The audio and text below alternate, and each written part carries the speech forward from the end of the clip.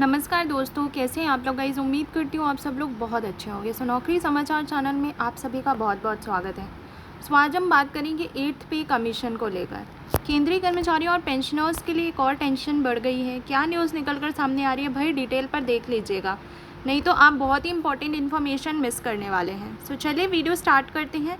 और अगर आप लोग चैनल पर फर्स्ट टाइम विजिट करें तो डेफिनेटली आप लोग नौकरी समाचार चैनल को ज़रूर सब्सक्राइब कर लीजिएगा। जनवरी 2025 में ही केंद्रीय सरकार की ओर से 8वें वेतन आयोग के लागू होने को लेकर ऐलान कर दिया गया था, ताकि 7वें वेतन आयोग खत्म होने के साथ ही 8वां वेतन आयोग लागू हो सके। उम्मीद है कि 8वां वेतन आयोग 1 जनवरी 2026 से लागू हो जाए, लेकिन अब इसी बीच केंद्रीय कर्मचारियों और पेंशनर्स के लिए 8वें वेतन आयोग को लेकर एक बड़ी टेंशन आ गई है। क्या समय पर लागू हो जाएगा वेतन आयोग? सबसे बड़ा सवाल तो यही निकलकर सामने आ रहा है। भले ही जनवरी में इसका ऐलान किया गया था, लेकिन अब तक आयोग के चेयरमैन, सदस्य और टर्म्स ऑफ रेफरेंस की अधिसूचना का ऐलान नहीं हुआ है और इस देरी से संशय पैदा हो गया है। इस वजह से ऐसा लग रहा है कि 8वां वेतन आयोग 2026 तक लागू हो पाना मुश्किल है। कर्मचारी और पेंशनर्स इस देरी को लेकर सोच में है कि उनके वेतन और पेंशन संशोधन में देरी हो सकती है। 7वें सीपीसी से हुई थी इतनी देरी। इससे पहले वर्तमान में चल रहे 7वें वेतन आयोग की घोषणा 25 सितंबर 2013 को की गई थी और इसके चेयरमैन और टीओआर को 156 दिन बाद 28 फरवरी 2014 को किया गया था। ठीक इसी तरह अब 8वें वेतन आयोग का भी ऐलान 16 जनवरी 2025 को कर दिया गया, लेकिन अब तक 164 दिन बीत चुके हैं। अभी भी 8वें वेतन आयोग के तहत चेयरमैन, सदस्यों और टीओआर की औपचारिक अधिसूचना अभी तक नहीं आई है। क्यों बढ़ रही है कर्मचारियों और पेंशनरों की बेचैनी? जेसीएम के मुताबिक 8वें सीपीसी के टीओआर की अधिसूचना में देरी होने के चलते और स्पष्ट और समय पर संचार की कमी के चलते कर्मचारियों और पेंशनरों की चिंताएं बढ़ गई हैं। इस देरी ने कर्मचारियों की बेचैनी और अनिश्चितता को बढ़ावा दिया है। कर्मचारी की ओर से जेसीएम की ओर से अभी जल्द ही कैबिनेट सचिव को पत्र लिखकर सरकार से जल्द 8वें सीपीसी के टीओआर को अंतिम रूप दे और इसे व्यापक रूप से प्रचारित करने की मांग की गई है। इससे कर्मचारियों और पेंशनरों की चिंता दूर होगी और इससे किसी भी अस्पष्टता को आसानी से दूर किया जा सकेगा।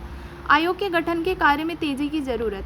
कर्मचारियों की ओर से जेसीएम ने सरकार से 8वें वेतन आयोग के जल्द गठन को लेकर इसलिए मांग की गई है ताकि इससे ये पता चल सके कि आयोग अपनी सिफारिशें समय पर प्रस्तुत कर सके।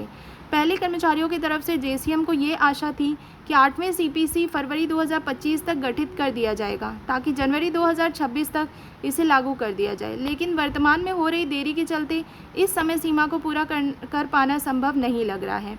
सरकार से दिशा निर्देश की डिमांड। कर्मचारी और पेंशनर संगठनों का सरकार से आग्रह है कि वे 8वें सीपीसी के टीओआर और गठन से जुड़े दिशा निर्देश जल्दी जारी करें ताकि कर्मचारियों के बीच इन अनिश्चितता को कम किया जा सके। जब जनवरी 2025 में 8वें सीपीसी के गठन का ऐलान किया गया था तो उस समय केंद्रीय मंत्री अश्विनी वैष्णव ने कहा था कि आयोग के अध्यक्ष और 2 सदस्यों की नियुक्ति की घोषणा भी जल्द हो जाएगी, लेकिन अभी तक ऐसा नहीं हुआ है।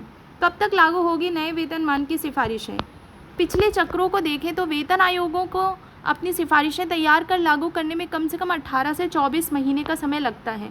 अगर आयोग के गठन में देरी होती है तो इससे सिफारिशें 2027 से 28 तक लागू होने की संभावना है। 8वें वेतन आयोग से भत्तों और पेंशन में संशोधन की आस लगाए 50 लाख केंद्रीय कर्मचारी और 65 लाख कर रहे हैं।